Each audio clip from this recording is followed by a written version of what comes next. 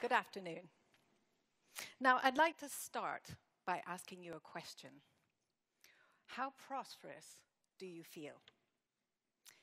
It's not an easy question, actually, to answer because it's so subjective.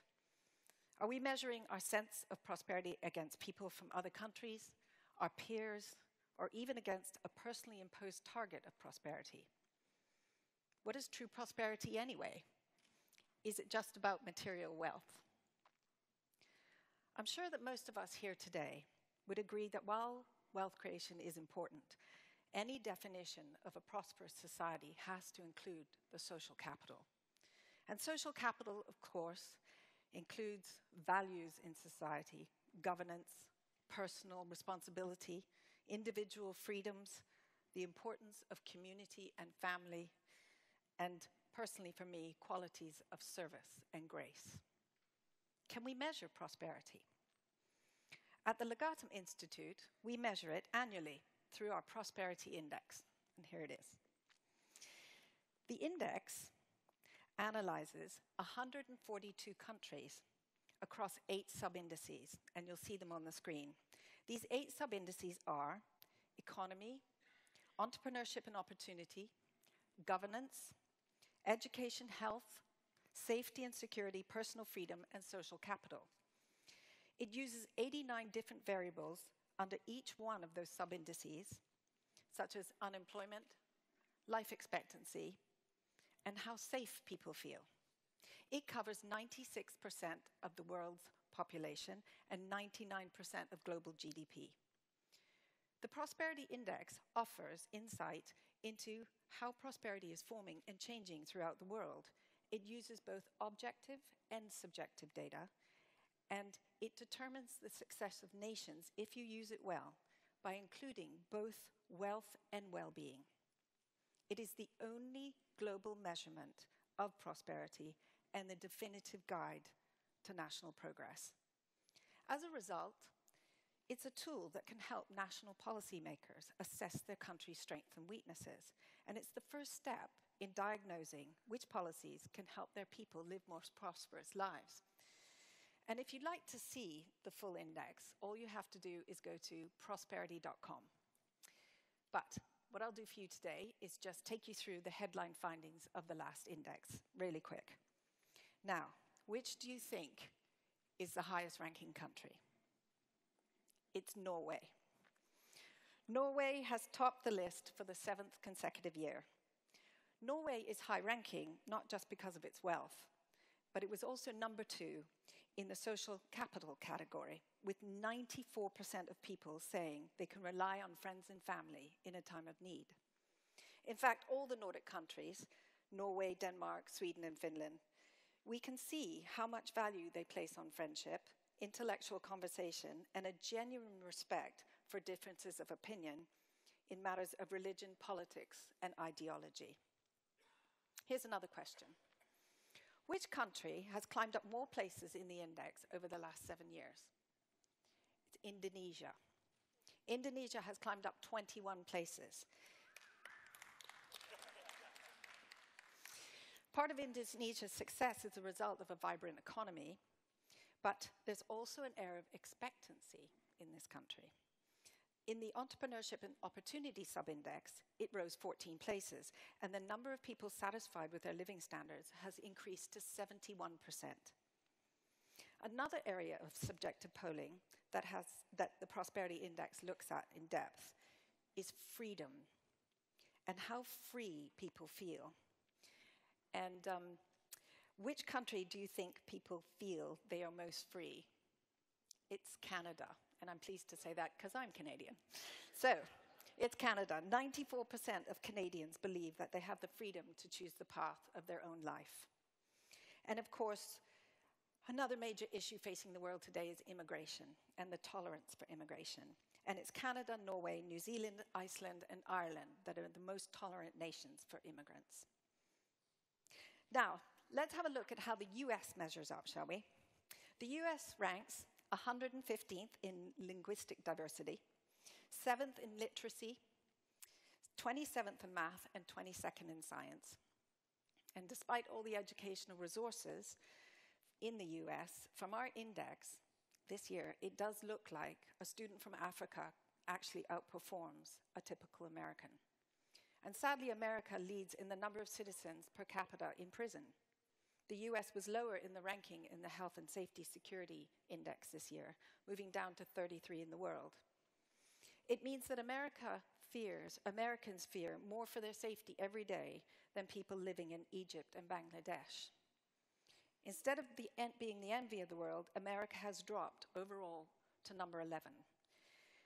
Now that's behind countries such as Switzerland, New Zealand, Australia, Netherlands, Finland, and Ireland. And I really think that speaks volumes. But let's just look at Russia. Russia has moved up 10 spots. And it's now coming in at the 58th most prosperous country in the world. That's not because Russia's economic prosperity has done well. In fact, their economic prosperity has declined. So why did Russia move up? Well, that's because the index incorporates subjective data into its rankings.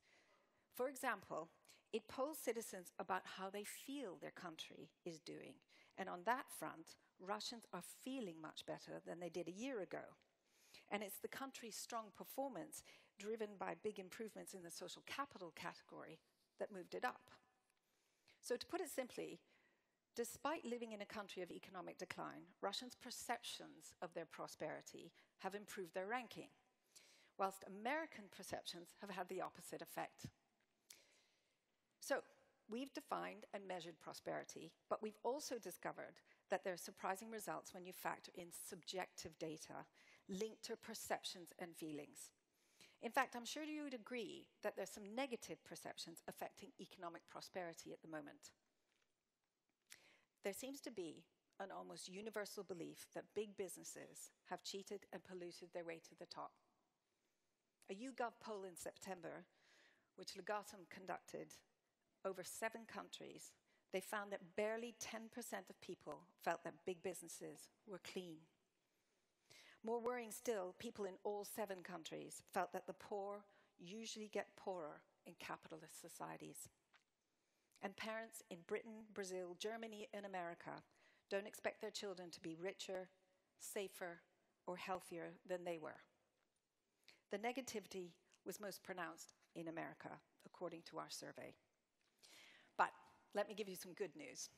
The good news is there seems to be an optimistic sense that individual people can make a difference in the world. And despite negativity towards capitalism, more people in 7 countries felt that free enterprise was better at lifting people out of poverty than government. Doctors, teachers, charity workers may be more admired than business leaders, but there's a widespread recognition that entrepreneurs and business leaders are important to society. And the countries that were most optimistic about their future were India, Indonesia, and Thailand. In fact, in India, 50% expect life for the next generation to be improved. And there was a majority opinion that business and society's interests were well aligned. But I still say, in order to improve overall prosperity, we need to pay more attention to the social fabric of society.